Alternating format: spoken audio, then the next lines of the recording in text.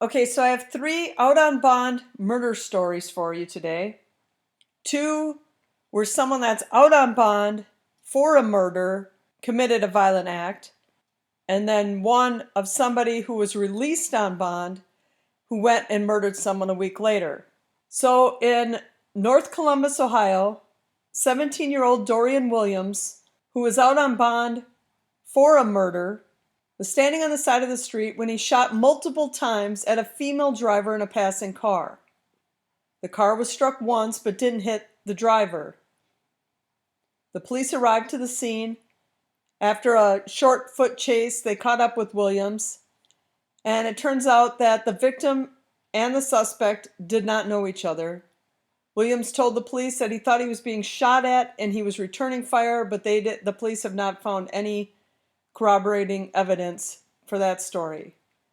Williams was one of 2 suspects charged with murder in July of 2021 for the shooting death of 22-year-old Quinshawn Lucious. He was out on bond at the time of Friday's shooting and is now being held in an adult detention center without bond. In Austin, Texas, 26-year-old Timothy Bowie was out on personal recognizance bond for a 2019 murder when he was arrested of shooting a man at an apartment complex. Bowie was arrested and charged with second-degree felony aggravated assault with a deadly weapon. Bowie was out on personal recognizance bond for a 2019 murder charge issued in June of 2021.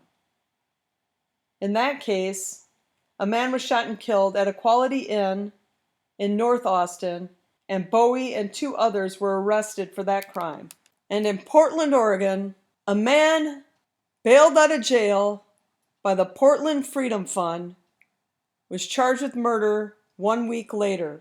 Mohamed Osman Adan was arrested on August 10th over allegations he cut off a GPS monitor he was wearing and broke a no-contact order stemming from allegations of strangulation and attempted assault against the mother of his children, 36-year-old Rachel Angel Abraham.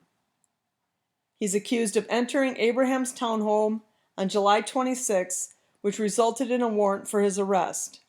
Aden was able to post bail on August 20th after Portland Freedom Fund President Amanda Trujillo provided $2,000 in funds.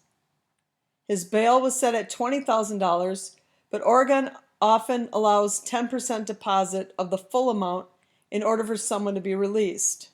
On Saturday, 1 week after Aden posted bail, police responded to Abraham's townhome and found her fatally strangled and stabbed. A 911 call was made just after 7:30 a.m., but the call disconnected and the dispatcher was unable to make contact with the person in a follow-up call. Another call to 911 was soon made by a neighbor who reported a fight between a man and a woman. The caller reported she saw Aden push a woman against a second-story window that was open and heard screaming. Aden called police a few hours later and said Abraham was dead.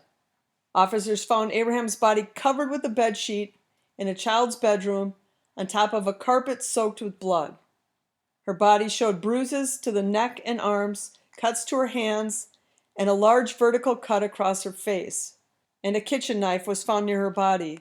Medical examiners determined strangulation was the cause of her death.